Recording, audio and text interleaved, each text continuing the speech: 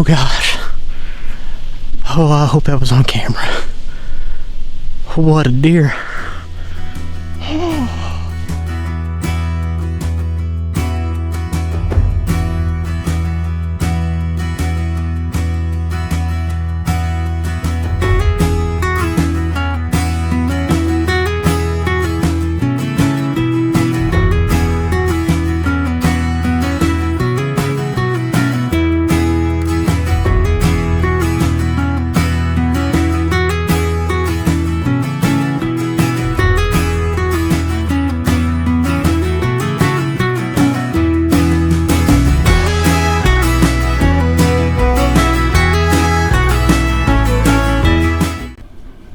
Hey everybody, welcome back to the Jones, Kentucky homestead. Today we're going to take you on one of my deer hunts.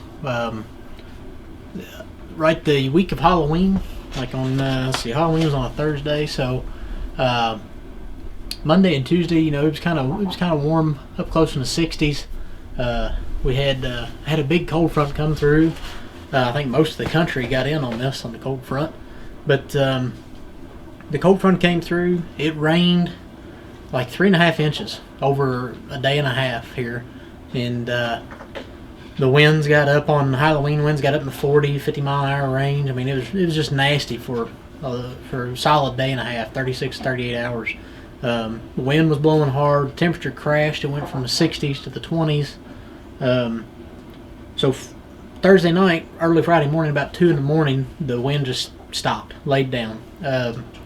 I talked to my father-in-law and I said, hey, you know, I believe deer are going to be moving. And this was Friday morning was November 1st, and so I talked to my father-in-law. I said, hey, let's go sit in. I'll go sit in my stand. And I'll drop you off on another spot, and we'll go out and hunt that and see what happens. So sit back and enjoy this hunt. It was a blast. Oh man, it was killer. So y'all sit back and watch it, and we'll be right back.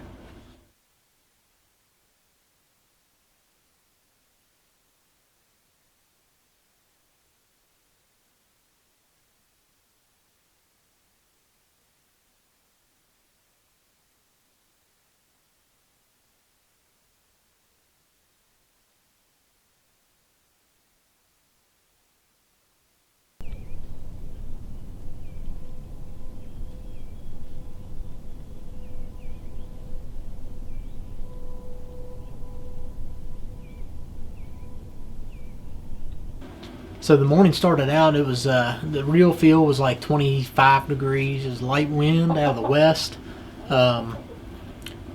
Just a real crisp, clear morning. There wasn't any frost because of the wind had been blowing that morning early. So there was no frost to have to worry about or crunching, anything like that. So the woods were pretty quiet. So anyway, as the morning wore on, you know, I seen a bunch of squirrels. I saw some turkeys. Saw a flock of birds, and then I saw a doe. I don't know, about 9 o'clock or so. There was a doe that came out to my left, come across this ridge top, and walked down the thicket below me.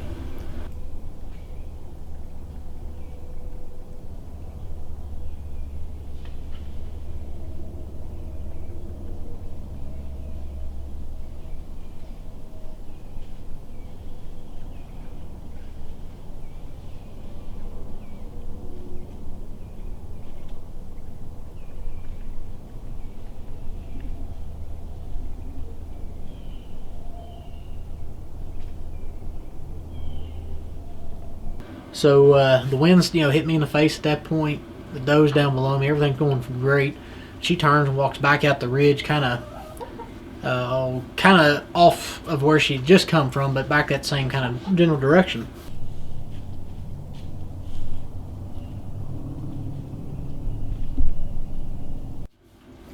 So she walks off, gets out of sight, and I hear something walking behind me, and I turn and look, and there's a real nice, clean 9 or 10 point. Not super wide. He's out to his ears, but he was tall, and he's just clean, just a real pretty rack. So he comes out about 50 yards or so. He made a scrape. Got to watch him do that. And to be totally honest with y'all, the camera was the least of my worries. So I grabbed my bow and I hit the record button on the camera, and it was down in front of me, and I thought if he walks there, he walks there. So I didn't even get that deer on camera at that point. So he stays out there at about 50 yards. The doe is way off. The wind still hit me in the face, and she starts blowing. So she's out in front of me. I don't know what was going on. I don't know what she smelled. So she blows a couple times. The big buck gets nervous. He goes back the way he came. A few minutes later, you'll see he circles in behind me, cutting down over the thicket in behind me. He cuts down over the hill, goes out of sight. It's about 9:15, 9:30, and I was just, at that point, I was emotionally drained because I was so nervous that I was thinking I was going to get a shot at that deer, and I was shaking already and all this. So when that didn't work out, I just sat down. I, reserved myself that it wasn't going to happen today. So as I'm sitting there in the stand, a little bit later on in the morning, I look down this fence row, and this is the path that I walk to get into the stand every day. It's up a big hill. I see a doe down there feeding 40 or 50 yards away. She walks and jumps the fence and goes on out into this thick bedding area. A few minutes later, another doe comes out the other way, about 80 yards away, feeding. And so I'm sitting there texting Sedgwill, telling her what I'm seeing. And right at 10 o'clock, I was getting ready to call or text my father-in-law and see if he was ready to go, ready to pack it up. And right on the money at 10 o'clock, I looked straight down the hill from me and I saw a deer moving. And I could see this decent buck pop out, nice buck. So I grabbed the camera because he's still 80 or 90 yards away, and I thought I could get him on camera and, get some good buck footage. So I'm sitting in the stand and I'm moving that camera up and down trying to find him in the rangefinder. Or the viewfinder. I can't find that thing for nothing.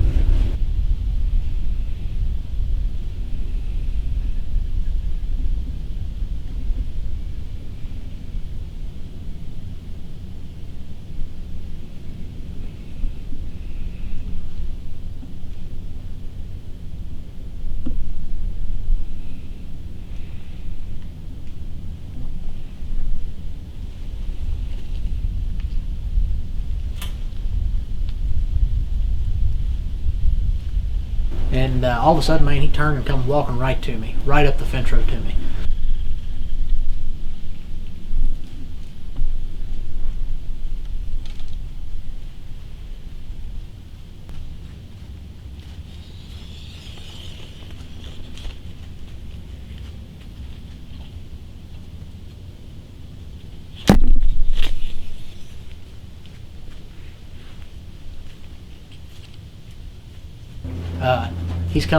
You could tell, you can still see in the video, he's walking, getting ready to cross in front of me. And you can even hear me draw my arrow back. I'm drawing, and he gets that open, and he turns and walks straight to me. And I'm not going to shoot him in the back. So he comes out, and he feeds right underneath of me for 2 or 3 minutes. I mean, it's so quiet in the woods, you can hear him cracking these acorns in his jaws. I mean, it's crazy. So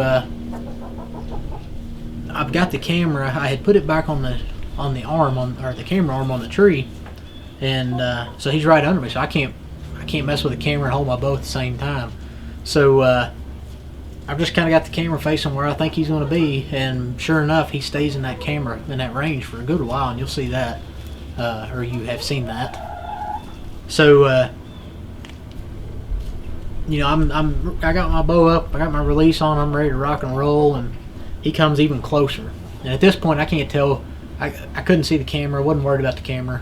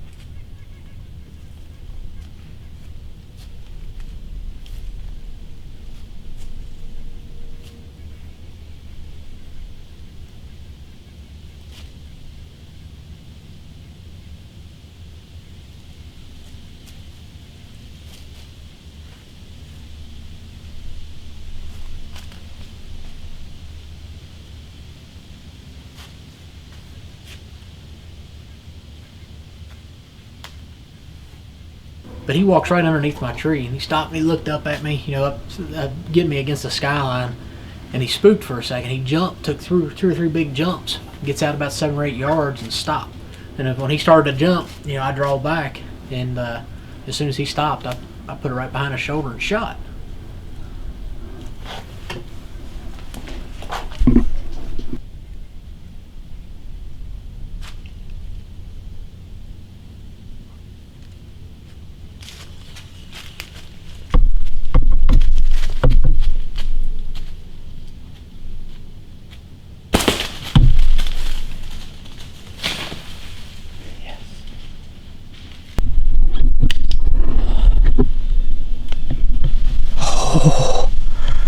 Oh gosh. Oh, I hope that was on camera. What a deer.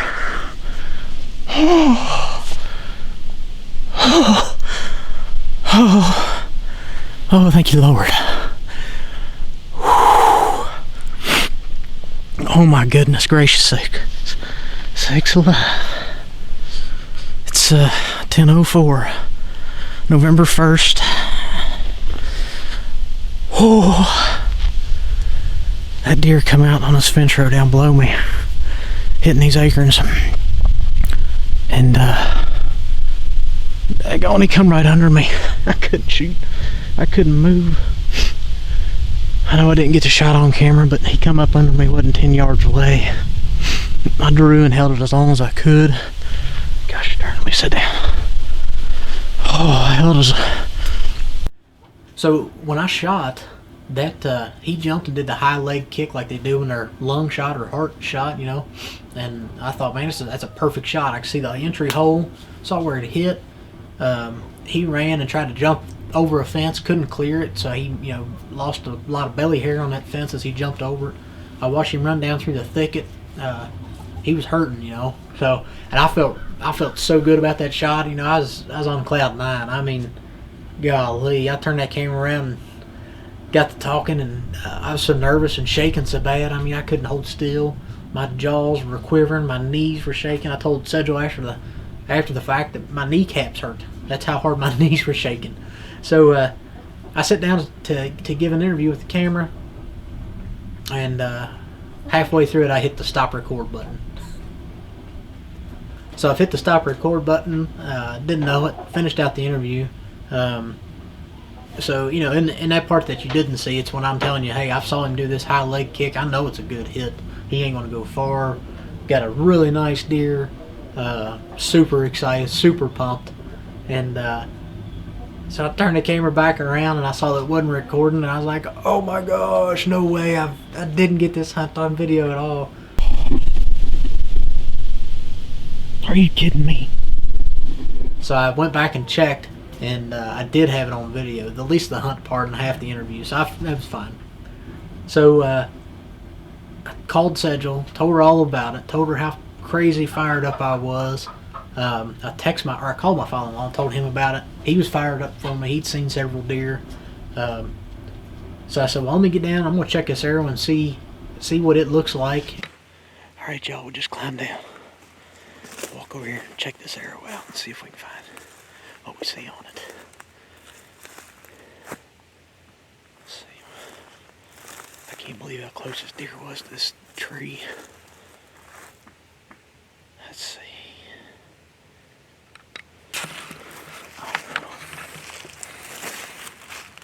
Oh man, I think I got gut. No. So I get down and I check the arrow, and there's some blood on it, but there's a lot of gut juice. And man, my heart just sunk. I was devastated. All right, y'all.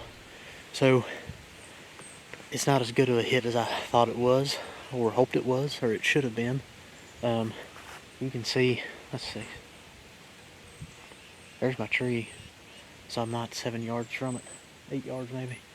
I rushed the shot because he jumped, took a couple big jumps and stopped to look. So the arrow is covered, it's got some gut stuff on it. So it was part gut shot too. Not excited at all about that. I'm pretty friggin' depressed about that actually.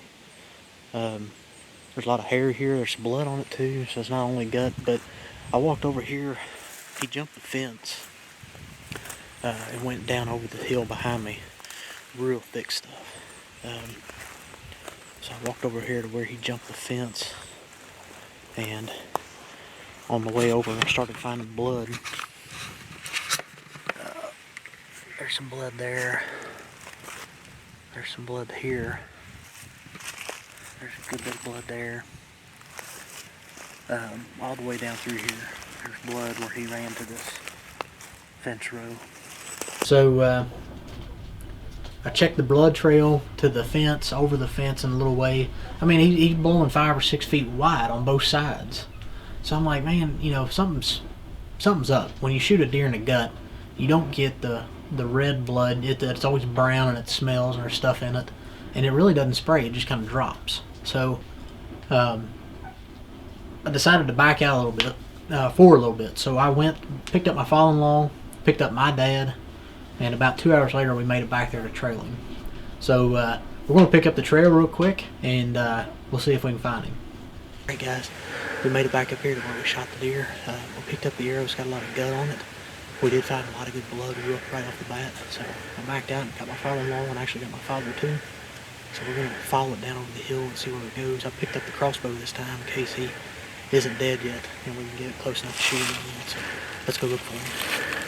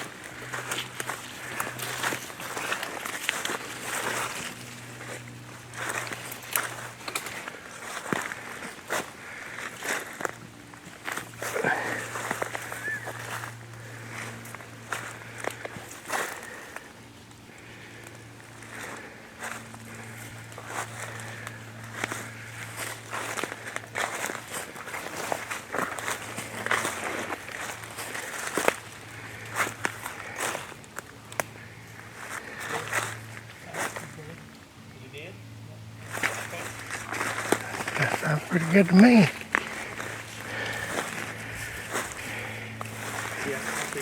Yeah.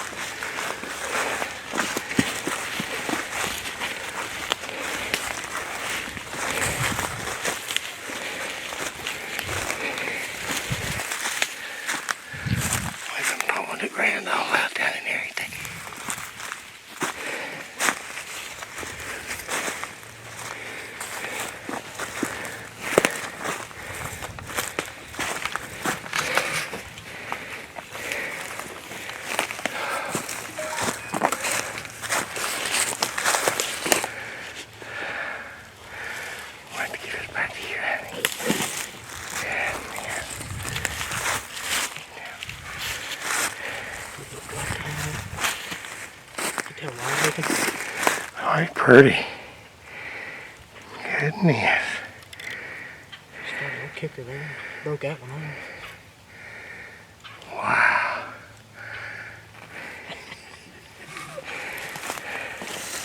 Congratulations. I was worried. I didn't think we was going to find it. He didn't go too far, did he? Kind of wish he'd went on the other side of the yellow. Flip him over. Let's see where it came out. This side you shot him on?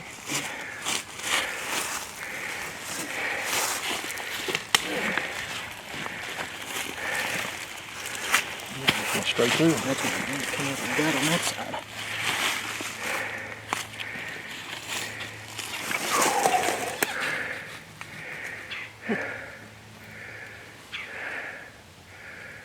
Yeah, he's unique, isn't He's he? going crazy. She is. She sent me a phone. Any update, I'll be off the phone in 5 minutes.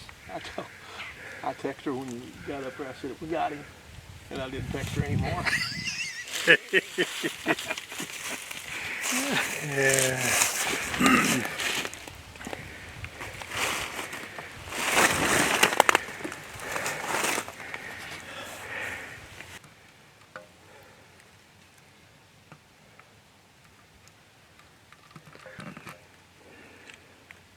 All right, y'all, we found him. We had this morning when I first saw this one come out, come up the fence road to me, and he was eating acorns the whole way coming up, and he got to about 10 yards, and he got to facing me, and I couldn't. I drew back, waiting for him to move, and I think up until this point he's on camera pretty much.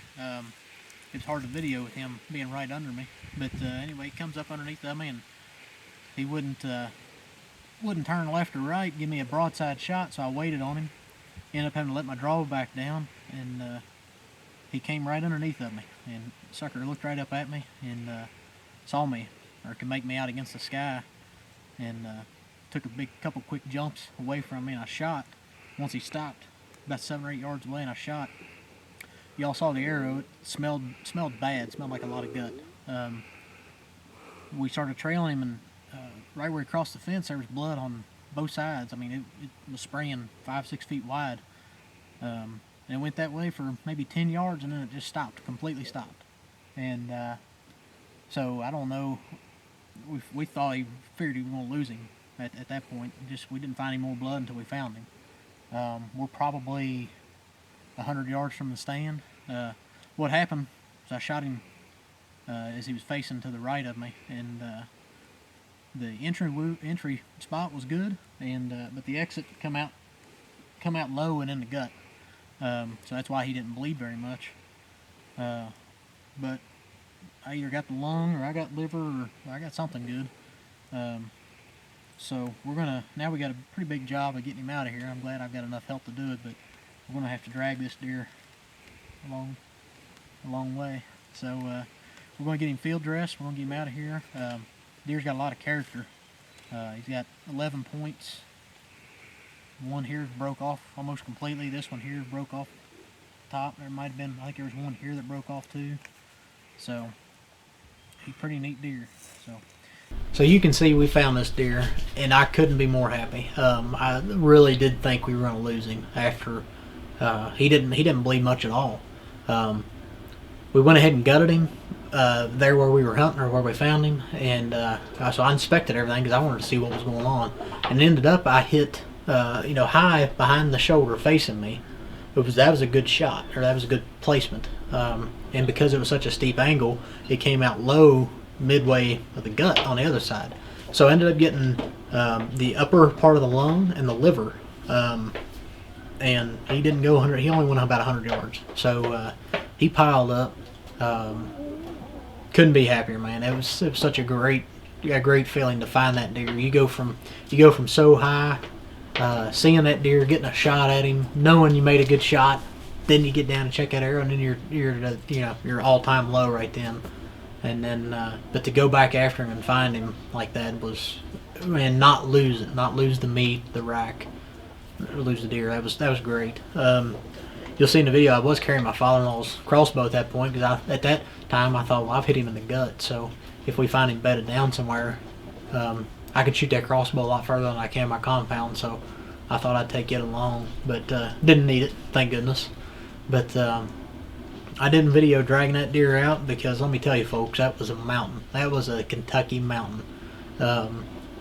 We ended up dragging him around the hillside. I had to drag him further, but we dragged him around the hillside and then back about halfway up that hill around it. Instead of going up and over, we went around everything. So we drug him all the way around, and it took three adult guys an hour and a half to drag him far enough that we could get to him with the side by side. So we got him to there, got him loaded, and got him home. It was 3 o'clock when we ended up getting home, so it was a long day, but it was well worth it. I hope you all enjoyed the hunt. It was one of my favorite hunts. I mean, of such a unique deer, such an exciting morning to be in the woods. So I hope you all enjoyed it.